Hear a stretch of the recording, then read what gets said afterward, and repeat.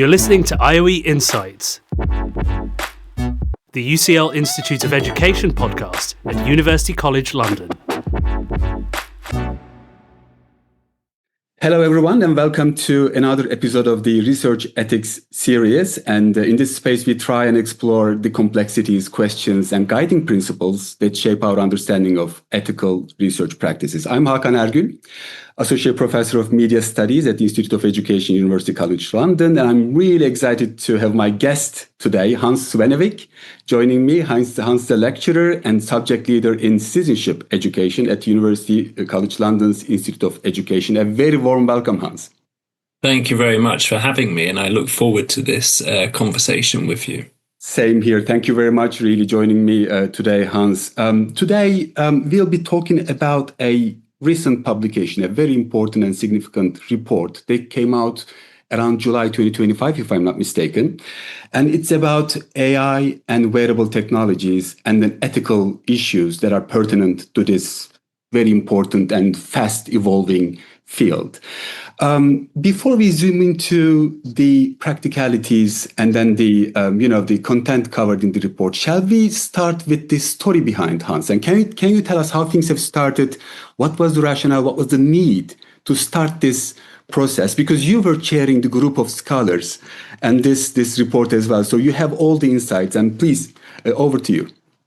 Thank you very much, Hakan. And I just say, to begin with, I think it's important that the conversation we have addresses the fact that AI is here. We are using AI, and we need to think about how we use it. A lot of what I say will be quite critical about the use of AI, but that is on purpose, and that's how we started with the engagement with this work in the report. When we started, there was a researcher, Simon Knight, who had been working on looking at AI and tech wearables and the ethics related to that on his own and trying to get a grasp of the overwhelming content that's out there already about the issue. And the IOE Ethics Committee said that we need to get involved in this a bit more deeply and have perspectives from a range of participants. So that's where we started, because we know that this is an issue that is rapidly accelerating. And we don't really have any ethical consideration at the IOE in related to research and research ethics. In fact, before this report and recommendations, the ethics forms, the guidance didn't talk about AI and tech wearables. And so this is why the task and finish group was set up. One of the challenges, of course, is who do you invite to such a group? We were academics doing this in a voluntary capacity with interest in the area. So where do you ask these people to come from? So across the IOE, we asked a range of people who were interested or had some worries about AI and tech wearables. And so the composition of the group isn't just those highly intelligent people, experts in their field that know about AI and tech wearables. We also have people who are novice to the area. And that was a particular, we decided to do that. We felt that if we only have those who have enormous amounts of expertise in the group, it becomes an echo chamber. And we're not able to critically evaluate and explore some of the problems that may come out of using AI and tech wearables in research from the novice perspective. And so the group composition is including people who don't have that knowledge. And that, I think, is exceptionally important when you're setting up groups like this.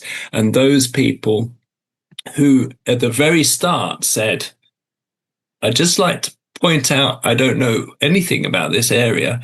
They were invaluable throughout the project to have a critical mindset of things that we had never even thought about. So that gives a little bit of the context.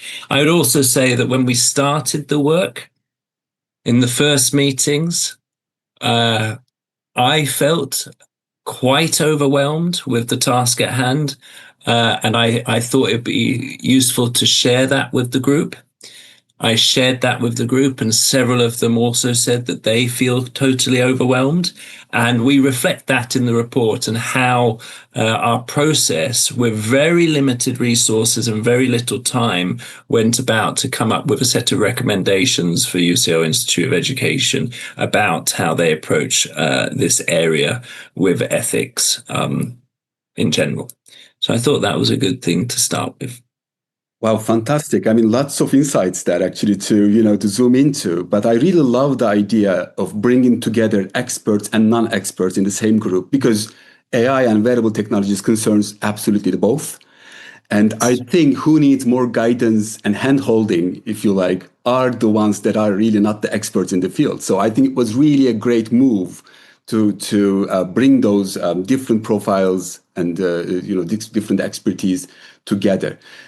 At the same time, the questions that might be relevant for one group may not be relevant for the other group as well. So I think it also helps, I'm thinking together with you, to translate the language that is extremely sort of sophisticated, and then there's a specific jargon that is available to the experts that may or may not be available for those are not coming from the field. So I think that's really a hugely important tip. But I was also thinking, you've been in the field of citizenship education for more than 20 years, if I'm not mistaken. Yes. And this is not your first time engaging with the issues of ethics. And there were other initiatives that you were a part, and you are an active member of the IOE ethics office as well, and providing lots of insights relevant to your field as well. So I was thinking. You also mentioned, how challenging it was to start the conversation with a group of people that are coming from different disciplines, different questions, different concerns, and probably the priorities of the concerns are also not exactly the same. So as a chair of the group, and you have done the job, I think, in a year or so, which is extremely short period of time when you think about the other commitments that everybody is going through, teaching, research, personal issues. Can you tell us that beginning part of it a little bit, and what really worked well in terms of bringing everybody around the table? Very interesting question. I always come to things from the perspective of trying to create as enjoyable and mutually useful engagement with something like this as possible, and that where people all feel valued. So everyone in the group feels valued. Now, in the actual meeting, that's about why are we here? What do we want to learn from this or contribute? And of course, then the experts have a really high value statement about the value of learning about AI and tech wearables and passing that knowledge forward. And then those who are novice to it say, I want to learn more about the experience, but I also want to raise the questions about how we're going to use these things. So whatever engagement we have in whatever it is about, not just AI and tech wearables, if it's about learning about controversial issues and how to teach them in the classroom, which is something we do in citizenship education, it's about introducing ourselves to that group, having value within the group, and also talking about what time commitments we have and then what we can actually contribute to the group. And so that's how I started up the first meeting, recognizing the challenge that everyone has with work and volunteering and all the rest of their lives, and that we have such a short amount of time to do it. Behind the scenes, I was gaining insight from different experts who had done this previously and had some view about how to, one expert talked about funneling the different components of research before, after, during, that kind of thing. And also behind the scenes, I had a lot of one-to-one conversations with many of the academics and researchers involved in the project, especially towards the middle. At the middle of a project like this that has such little time and resource to it, people get a little bit concerned that they're not contributing in the way that they would like to, or they think, well, maybe it's not really for me. They just get a bit of itchy feet. So I had these one-to-one conversations with people really valuing why I need that person and that perspective in the group. And I think that's important to keep the momentum going. If you assume that people would just carry on being in the group because they already volunteered, that's when things start to fracture. If you assume that people are valued just because they are there, that's when things start to fall apart. So it's about valuing the people.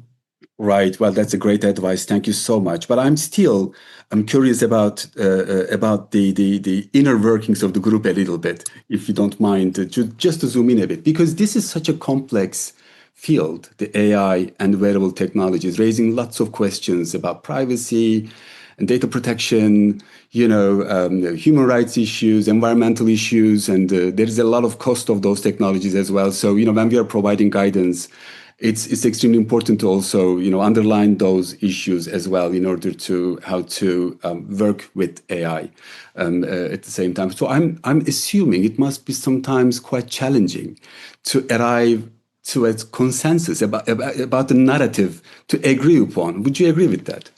Yes, absolutely. Within this group, we had challenges about why is it AI and tech wearables?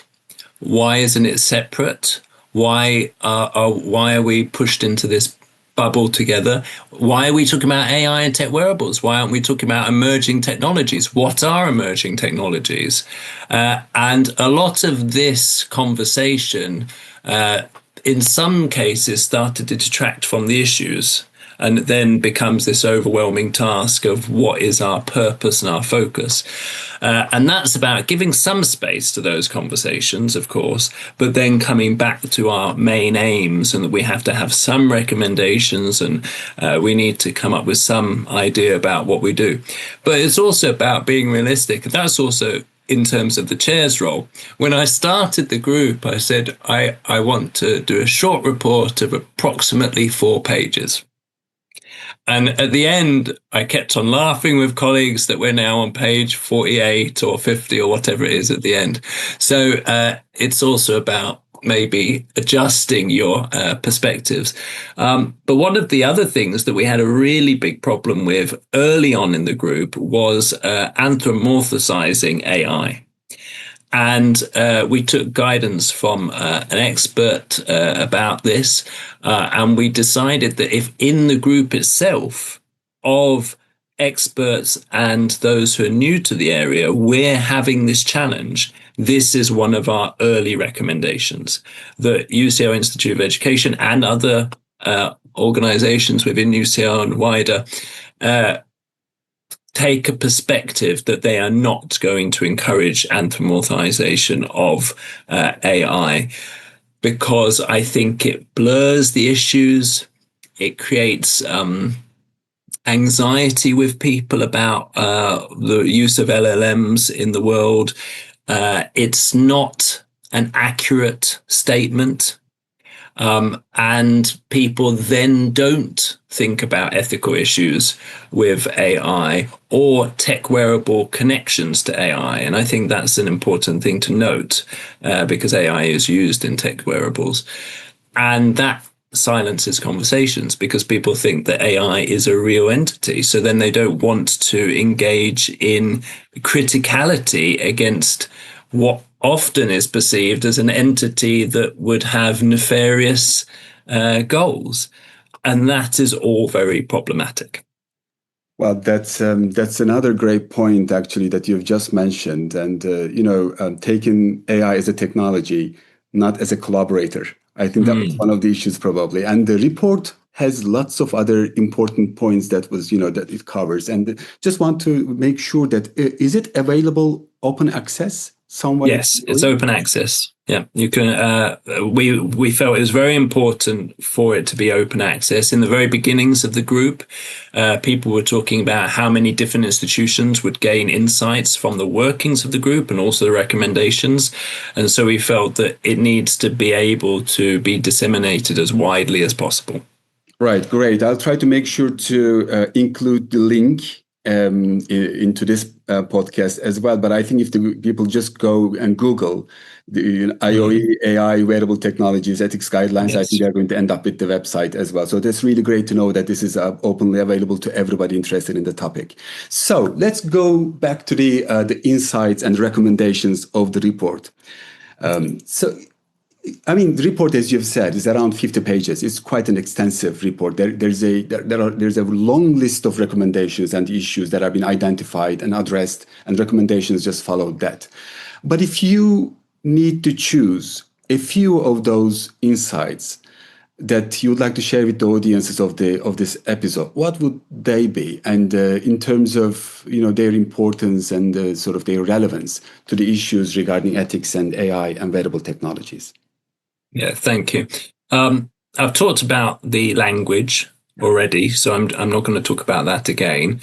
The other recommendations is all engagement with ethical research, whether it is a student researcher or a highly academically proficient professor of research, needs to consider the criticality of use of AI and tech wearables.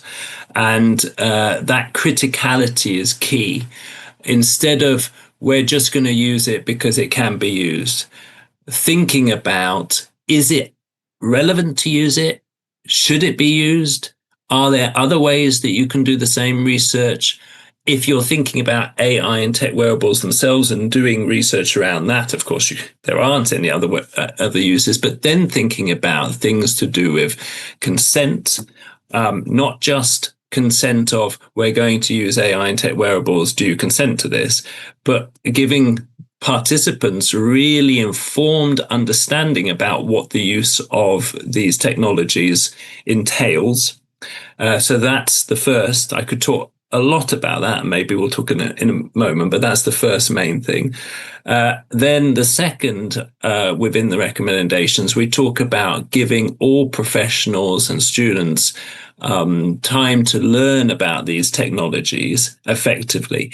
There is generally a feeling that those with time and intelligence and criticality will just learn, maybe through osmosis or something, about these technologies and will be able to do it in a critical mindset. I think that's very problematic. Firstly, no one has any time.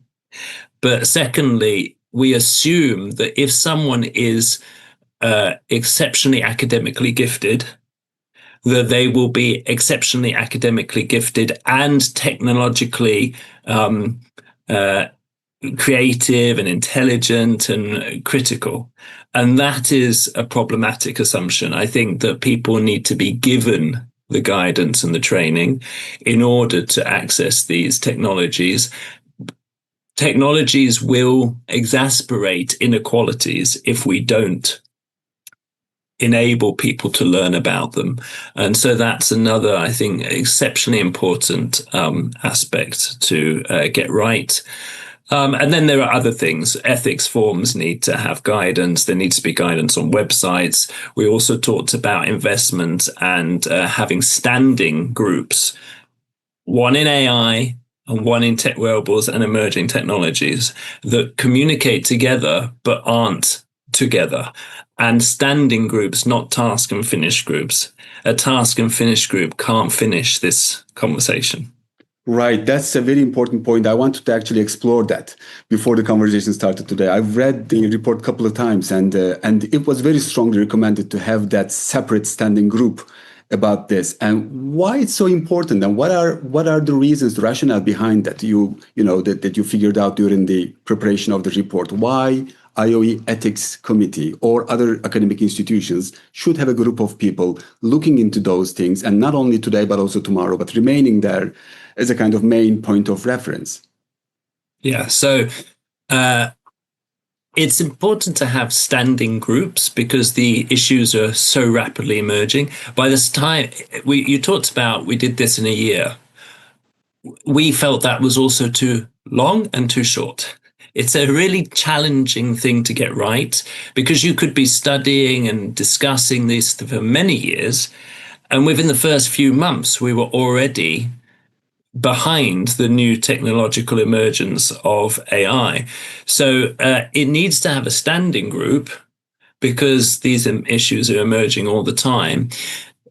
Technological wearables, emerging technologies, also need to have standing groups because while they're interconnected issues, they are not the same issues. And the experts that we had within the panel, we were learning from each other. It was a kind of unknown unknowns. How can you explore something you don't know enough about? You have the expert who tells you things that I had never thought about in a million years, right? So you need those different groups to be able to have the time and resource to do it. And I appreciate there is a resource shortage, but there are very, very, very committed people who would give up the time to do this. And I felt that there were people that their voices hadn't been heard before. So I think that's why standing groups would be essential. But then, of course, there is the concept, there is the every day there's a new piece of information in the news. So standing groups need to have some working principles that relate to concepts, knowledge, and skills that they can explore as a guiding principle about how you deal with any emerging technologies, including AI. Right. Well, that's such a great advice. Thanks very much, Hans. We are, getting closer to the end of our time for the episode, but there are still a few things that I would like to get your insights on, and during the remainder of a few minutes. Let's go back to the moment that you have mentioned about, conducting a research regarding AI or wearable technologies. And somebody who would like to do that, of course, involving human participants should be extremely careful in every step that we take before data collection even starts. And you have mentioned the importance of understanding well the consent process. So it's not only about putting a signature under a couple of, let's say, the principles and then agreeing on the terms, but it is about informed consent. So could you please expand on that aspect in relation to the technology-focused research? Yeah, so there are a number of questions to consider. Some of these people who are listening to will have heard of, but others maybe not. Human rights issues. Who is accessing the data? How is the data stored? Is AI accessing the data? Is the data used to train large language models? Is there a security initiative within those large language models to protect that data? But then there's those big issues. There's issues related to stereotyping, bias, discrimination, profiling, racial profiling, and how AI may do that or be used by someone to do that. Not used by AI itself, remember, but used by someone to do the profiling. Is the research fair and valid? Lots of people say, well, I can tell if AI wrote, etc., etc. Can we? Can we really tell? And as LLMs become more advanced, will we be able to tell? So therefore, that creates an issue. Thinking about investment and the investment of consequence, we hear about the AI bubble. But if we invest in research around this and we think about consent issues, if the bubble bursts, what happens to the data? And then small things.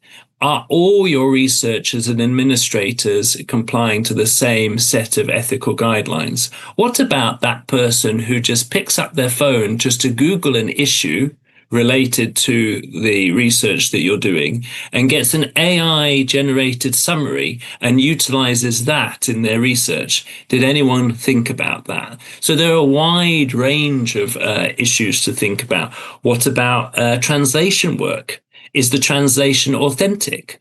What about, is the meaning of the translation lost? What about things to do with cultural representation and how people learn about a culture? There's great work about that from a colleague at the IOE, and how AI manipulates our end understanding of culture.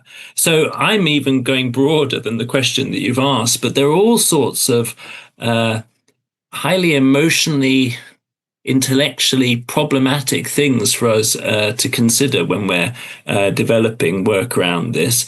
For tech wearables, biometric data, and how is that stored or collected, and what does that mean? I talked about racial profiling before. How can biometric data, eye tracking movement be combined with this? Very problematic, stereotypical biases and discrimination and prejudice exemplified in the way we talked about before. Inequalities can be perpetuated from the poor use of emerging technologies. I really feel we're at a cusp of getting it right. AI and tech wearables is already out there. We know that we need to do something about it so that it doesn't become the social media nightmare of the future. Yet we're at the cusp of getting it wrong. We really need to think about how do we have critical mindsets about its use.